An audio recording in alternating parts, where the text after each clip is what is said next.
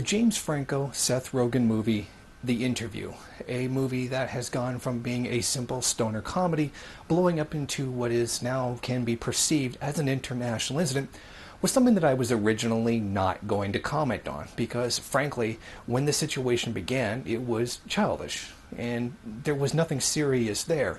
But due to the reactions by Sony and now by the US government as well, the whole situation has ballooned into something much bigger. This bigger thing now includes international politics to a serious degree. And now, due to that qualitative change in what's been taking place, it is certainly now worth a comment. The movie The Interview, starring James Franco and Seth Rogen, was a stoner buddy comedy that was set to premiere on December 25th, 2014. It was directed by Evan Goldberg and Seth Rogen. In the action comedy The Interview, Dave Skylark, James Franco, and his producer, Aaron Rapport, Seth Rogen, run the popular celebrity tabloid TV show Skylark Tonight. When they discover the North Korean dictator Kim Jong-un is a fan of the show, they land an interview with him in an attempt to legitimize themselves as journalists.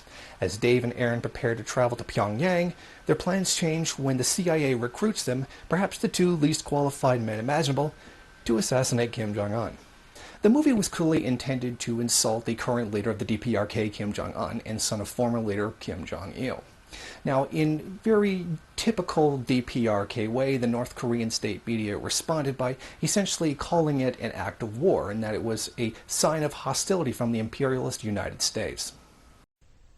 A spokesman for the DPRK Ministry of Foreign Affairs issued a statement on the 25th as regards the enemy's despicable moves to hurt the dignity of the supreme leadership of the DPRK, which are conducted at a viciously criminal stage beyond tolerance limit.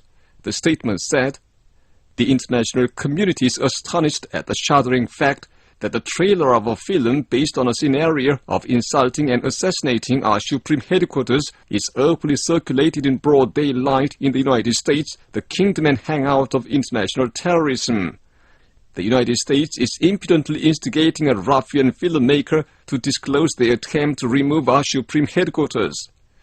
Its reckless provocative frenzy triggers off burning hatred and indignation of the Korean army and people. Such acts of the United States are a reflection of their fear before the bright and rosy future of our people led by the peerlessly great man, and nothing but a last kick in absurd dream. The disclosure of their attempt to hurt our supreme headquarters through a film is unpardonable, as it is the most undisguised terrorist act, an act of war, to root out the mantle pillar of our army and people and get rid of our system." Unfortunately, a great deal of DPRK culture is still very Confucianist, where there is a certain expectation of automatic respect for people in leadership positions. This particular instance where this movie is considered a tremendous insult because it is essentially name-calling and not a legitimate criticism of a country. So it is perceived as a tremendous insult, the kind of ultra-polite society we might see in other Asian cultures like Japan. Now, due to the fact that it's not a rightful criticism and essentially just name-calling, it is considered an act of aggression, or in Western terms, them's fighting words, meaning it's almost like you're asking for a fight. Like the way if you use particular words in a situation in the West, it's considered that you're picking a fight or you're looking for a fight to happen. Hence the term, them's fighting words. Now we must also consider that this all takes place within the context of a globalist imperialist structure, meaning that currently the country that produces it, the United States, is suppressing the DPRK through economic and political manipulations for the benefit of its own ruling class and to some degree the benefit of the working class within the United States. So this cannot be seen in isolation, in the vacuum. It must be seen in the context of the imperialist globalist structure and the particular hostilities that are carried out against the DPRK by the United States of America. Now, this isn't the first time that Hollywood has produced a movie with the specific intent of insulting the dignity of the DPRK. We can recall in 2004 with the movie Team America World Police, where it essentially called the DPRK an epicenter of state-sponsored terrorism, and that Kim Jong-il was a space cockroach. Due to the nature of the interview movie, a hacker group, Guardians of Peace, declared their intention to punish the movie studio responsible for it. They made particular demands of Sony, which they expected to be met. Sony did not take such threats seriously, and as a result, they were hacked by the group, as promised. The hacking actually turned out to be very serious indeed. 5 movies that had been scheduled to be released were released to the public via public file sharing services. In addition to this, it also exposed to an investigation by a third party on behalf of Sony that their security measures were, in fact, fairly incompetent. It showed that a lot of the passwords that were kept by the company were actually put in a folder called passwords, and that upwards of 33,000 files that were released, many of them didn't even have passwords on them at all and could be accessed very easily via the web. In addition, in a very embarrassing moment, an internal document, an email sent from one person to another, producers, stating that they did not want to put African Americans in leading roles of movies because they believed the audience, at least internationally, would be racist towards the movie, and that would hurt their ability to make profits from said movie. A producer with the studio stated in a leaked email on October 27th, "I believe that the international motion picture audience is racist. In general, pictures with an African American lead don't play well overseas. When Sony made Equalizer, they had to know that Denzel opens pics domestically. However, the international gross would be somewhat limited."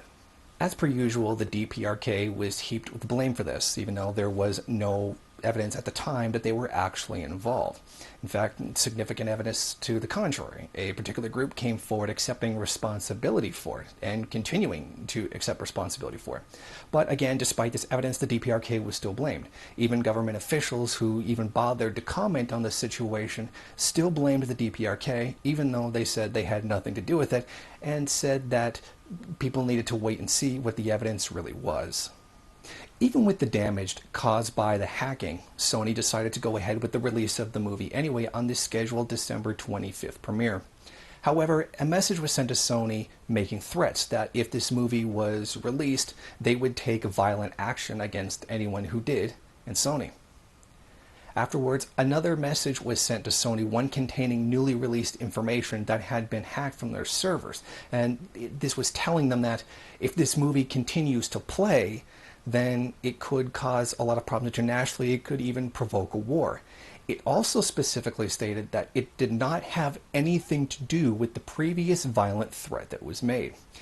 Best investigation skills by Reuters journalists said that they were unable to determine whether the threat actually came from the Guardians of Peace, the hacker group involved, or even the second message with the more leaked information also came from the Guardians of Peace. So right now, we don't have any confirmation that these two messages, the violent and the non-violent, actually came from the same hacker group. U.S. President Barack Obama was quick to support the claim that the DPRK was behind the attack. Almost immediately after the president's statement, the FBI suddenly declared that it had evidence if the attack did come from North Korea. As expected, this so-called evidence was not made public. Well, the cyber attack is very serious. We're investigating it. We're taking it seriously. You know, we'll be vigilant. If we see something that we think is serious and credible, then we'll alert the public. But for now, my recommendation would be that people go to the movies. In a separate report by ABC News, U.S. officials said that the government believes that Bureau 121, a highly capable North Korean cyber unit, could be behind the attacks. They also said there is evidence indicating that the hack was routed through a number of infected computers in various locations overseas, including computers in Singapore, Thailand, Italy, Bolivia, Poland, and Cyprus. Suspicion of North Korea's involvement comes just a couple of days after the FBI said there is no attribution to North Korea at this point. Obama also stated that there would be a proportional response to the incident, and he did this by saying that they're considering placing the DPRK back on the blacklist, meaning that the proportional response to a threat to the profits of Sony is to provide further justification for blocks against much-needed resources to the DPRK, harming actual regular people. All the meanwhile ignoring the fact that the DPRK has already offered to carry out a joint investigation in cooperation. Given that this has to do with Hollywood, some celebrities have offered opinions. Steve Carell called it, after canceling his next movie, which was also DPRK related, "Sad day for creative expression," says the guy who made the 40-Year-Old Virgin. Noted actor George Clooney also spoke up, essentially calling many people cowards for not doing what they should do to stand up to this kind of bullying. A good portion of the press abdicated its real duty. They played the fiddle while Rome burned. There was a real story going on. With just a bit of work, you could have found out that it wasn't just probably North Korea, it was North Korea. The Guardians of Peace is a phrase that Nixon used when he visited China. When asked why he was helping South Korea, he said it was because they are the Guardians of Peace. Here, we're talking about an actual country deciding what content we're going to have. This affects not just movies. This affects every part of business that we have. That's the truth. What happens if a newsroom decides to go with a story, and a country or individual or corporation decides they don't like it? Forget the hacking part. You have someone threaten to blow up buildings, and all of a sudden everybody has to bow down. Sony didn't pull the movie because they were scared. They pulled the movie because all the theaters said they were not going to run it. And they said they were not going to run it because they talked to their lawyers, and their lawyers said, if somebody dies in one of these, then you're going to be responsible. As usual, some Hollywood liberal shoots their mouth off about something they know absolutely nothing about. This vague connection to something Nixon said a long time ago is a pretty big goddamn non sequitur. In fact, what I could do is say, well, look, the initials are GOP. Therefore, the Republican Party is behind this. Now, in truth, many more worse things have been said about the DPRK into the realm of the most greatest of absurdity, and there's been no incident like this. And in fact, I believe George Clooney has spoken against the media on numerous occasions for spreading lies for justifying war. But apparently, in this situation, since something affected his own backyard, like Hollywood, he seems to have changed his mind about it.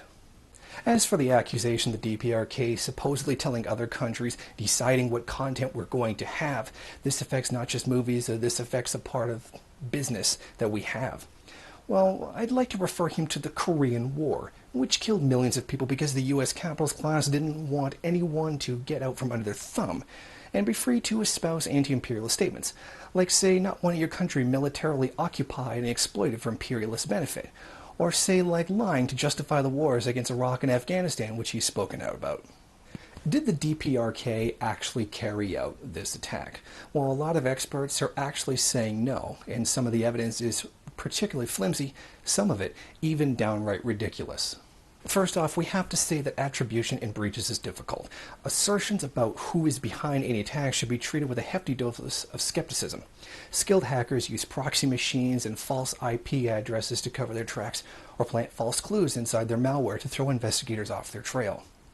When hackers are identified and apprehended, it's generally because they've made mistakes, or because a cohort got arrested and turned informant. Nation-state attacks can often be distinguished by their level of sophistication and modus operandi, but attribution is no less difficult. It's easy for attackers to plant false flags that point to North Korea or another nation as the culprit.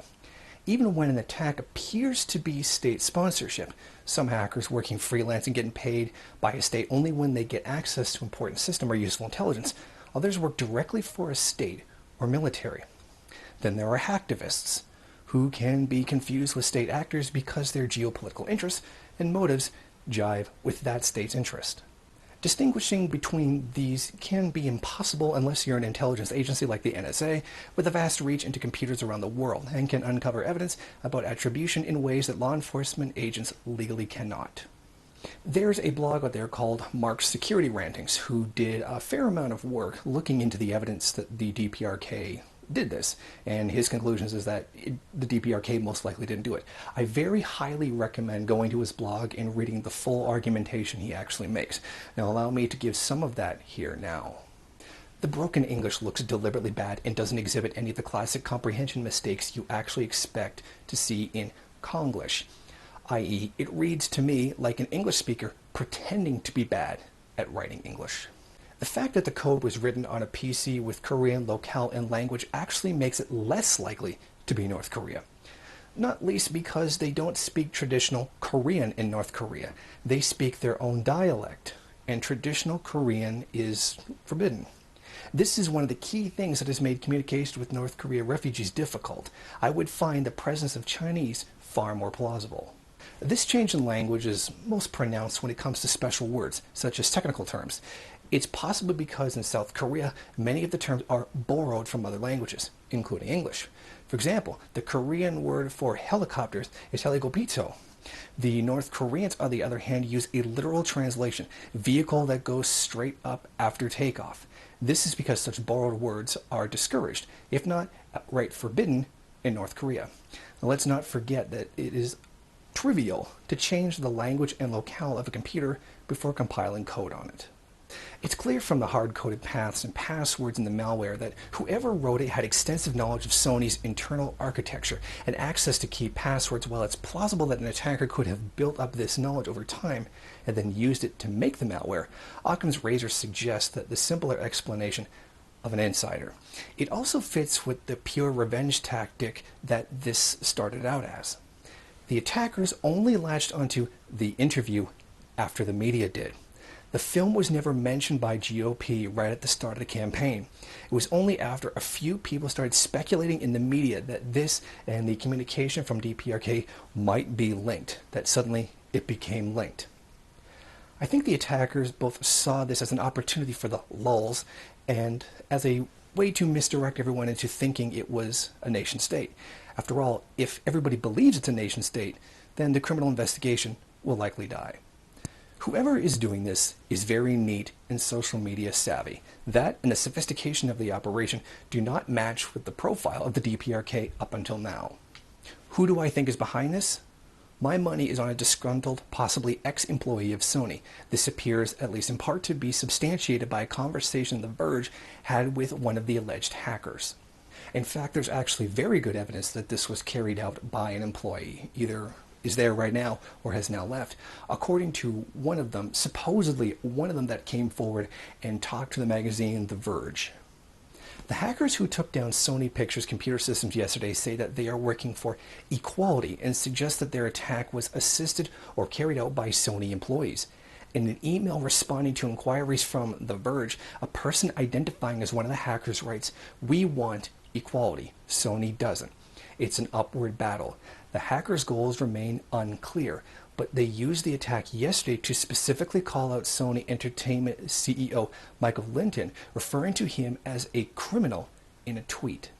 The hackers claim to have taken sensitive internal data from Sony. In an email from an address associated with the hack, a hacker who identified as Lena was vague about how the attack was carried out. Sony doesn't lock their doors physically, so we worked with other staff with similar interests to get in, Lena writes.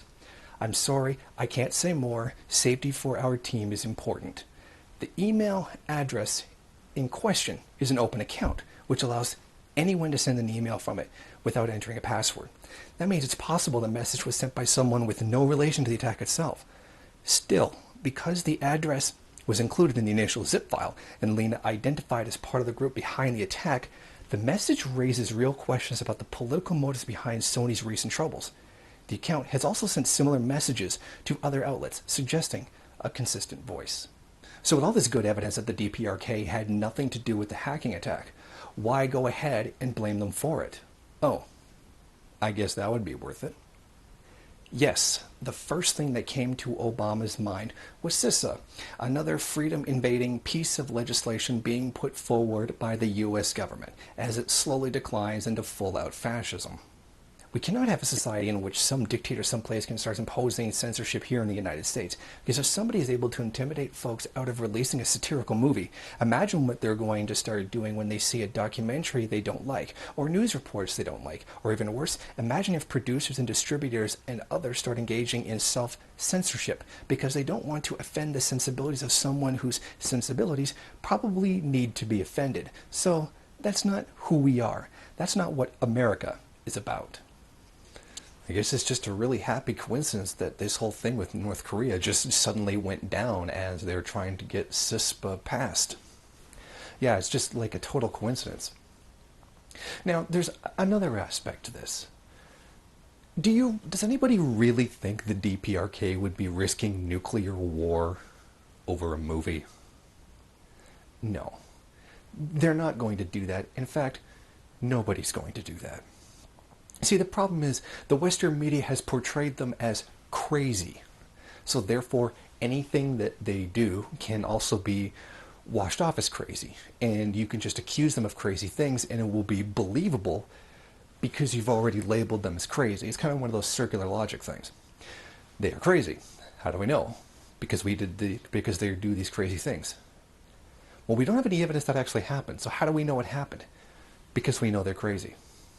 It is. It's essentially a circular logic thing that has been perpetuated against the DPRK since practically from the beginning. And in fact, even Cold War propaganda against the DPRK was more sensical than what's being portrayed now. Way back in the day, they didn't say all those terribly crazy double rainbow unicorn things back then. They just treated them like a regular Cold War enemy. So believe it or not, the ignorance of the Cold War era was actually more intelligent than the ignorance that's spewed out about them now. But why do they get away with that? Like how is it they can keep doing that? Well, essentially because of racism. Yeah, believe it or not, this movie actually is racist. And it's one of those racist things where even liberals will defend the racism, and even so-called radical leftists will defend the racism. Think about this for a second. Let's say the DPRK made a movie where they were making fun of this incompetent black president, and then labeled him with all the stereotypes of a black person. How fast would you be screaming racist? Let's say someone did the same thing, got a movie questioning Israel's right to exist, and they were all painting Benjamin Netanyahu with a whole ton of Jewish stereotypes. But all of it in the context of questioning Israel's right to exist. Say, throw a couple jokes about the Holocaust in there too. How quickly would that be labeled as racist? Well, actually, it would be racist. Let's say you do the same thing with Iran. Joke about completely annihilating Iran while completely making fun of its society and insulting it. Not parody like Wayans Brothers movies.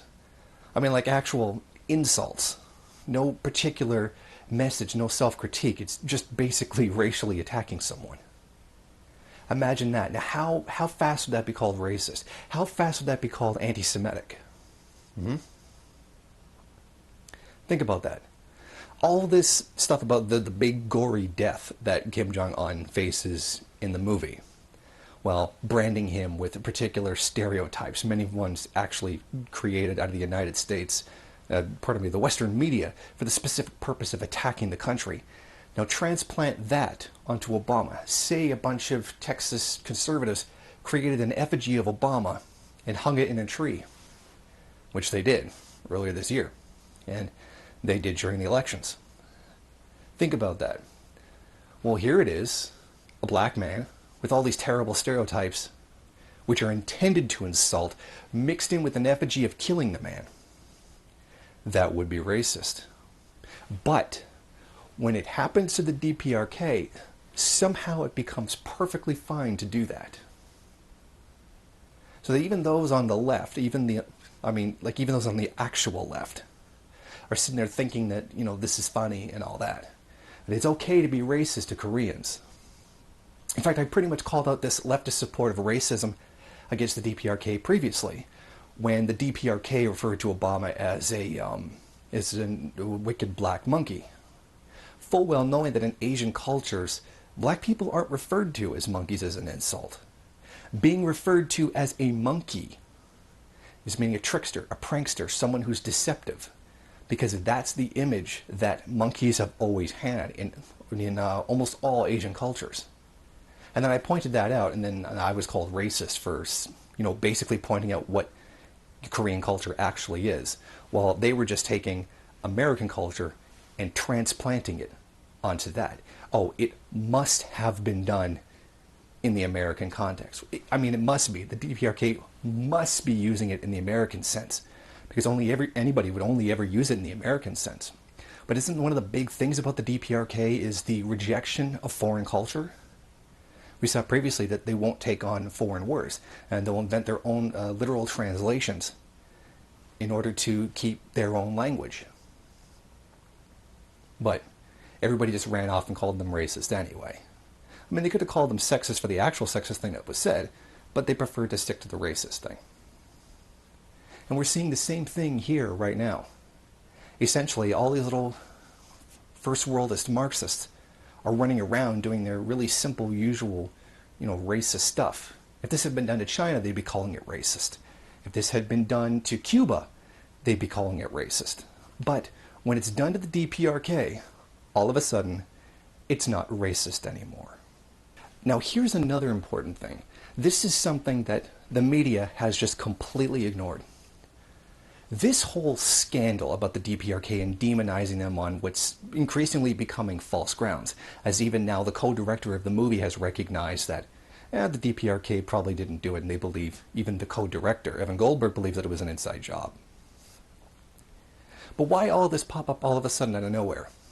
Well, unbeknownst to the media, because they just seem to have just completely ignored it, a paper was published from two academics where they can show that, do you remember back in 2010 when the Chionan sank? And the defense minister for South Korea came out and said, well, our ship sunk because we think it hit an old mine, a sea mine left over from the Korean War.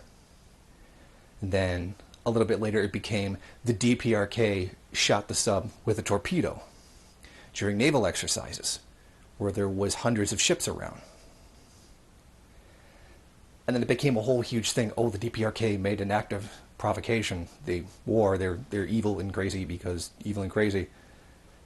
Well, you see, this study that was done by these guys now reveals that the DPRK couldn't have done it because there was no explosion. Nobody shot anybody. And not only that, there was a previous documentary. The Chionan Project was a documentary that was brought out in South Korea that also showed more evidence that the DPRK did not attack them at all. And that movie was shut down by protests by pro-government people. It's amazing how this came out, and all of a sudden, everybody just forgot. This whole attack against the DPRK comes out when this study does that showed that not only did the United States lie, the South Korean government lied, and that the South Korean government fabricated evidence to blame the DPRK for an attack that never actually happened.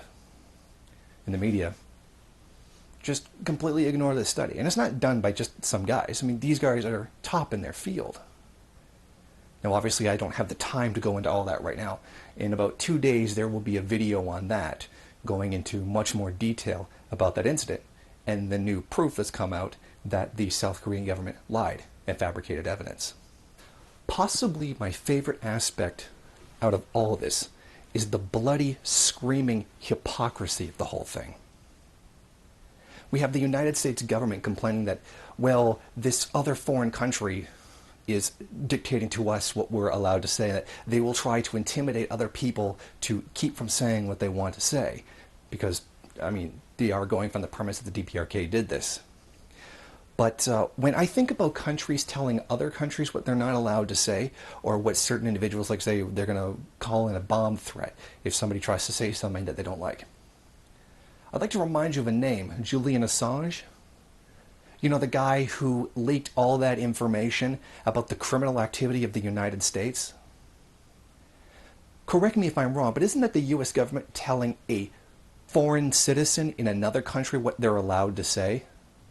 The very same thing that Obama and many of these Hollywood liberals are complaining about right now. The hypocrisy here is absolutely astounding.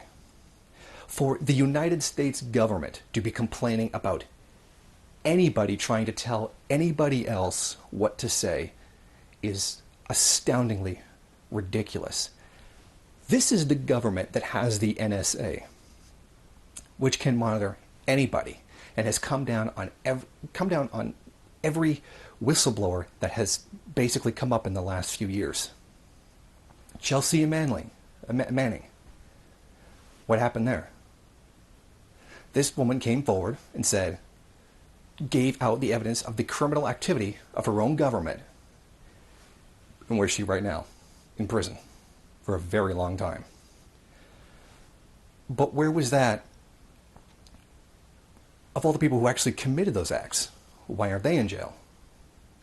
The United States government has threatened people for hundreds of years for saying something that they don't like. They've bombed entire countries for switching their currency from a US-backed currency to the Euro-backed currency, particularly specifically for Iraq. So when you talk about other countries trying to tell the United States or people in the United States what they're allowed to broadcast and what they're not, first of all, look at whether or not the threat is actually real or it's coming from where you even think it's coming from. And second, take a look in your own backyard for all the things that the United States government, particularly at the behest of corporations, which are apparently people, have threatened, coerced, intimidated, bombed, and murdered entire populations for saying something that they didn't like Yankee Go Home, something like that. Think about that, because I think that's one real big aspect of all of this that is being ignored, not just by the mainstream media, but so-called leftists in the first world as well. Because that seems to be a trademark of first worldist Marxists. They just seem to forget that, imperialism exists. Because they're so busy trying to paint themselves as the victims of the US government, as the victims of imperialism, when they're actually the beneficiaries of imperialism, that they forget the actual victims of imperialism. They tend to just completely forget the context of imperialism when these things are carried out. And that speaks tremendously to the first worldist Marxist mentality. Never mind liberals or conservatives. And that's the point that everybody is forgetting. In the end, all this was a stupid movie. One that was stoner comedy, essentially racist. In fact, if nobody had made a big deal about this movie at all, it probably would have flown completely under the radar and been ignored. It probably wouldn't have even made that much money. But because Sony had to react in such a ridiculous way, because they had to behave in such a way, because they had to oppress their own employees, which is now what it looks like this is all about, is now blown up into this huge incident. The United States government has made this into an international incident by claiming, when I firmly believe that given all the evidence, they know the DPRK didn't do this. They made this into an international incident for the purpose of petty political point scoring, to oppress a small nation which doesn't have anywhere near the power that the United States does, and must continue to be oppressed simply because they disagree with this policy, or more specifically, don't want U.S. troops stationed on their land and their people exploited for imperialist benefit. And I think that's pretty much the last word that can be said on this. And the one thing that's been completely forgotten, even by many so-called Marxists.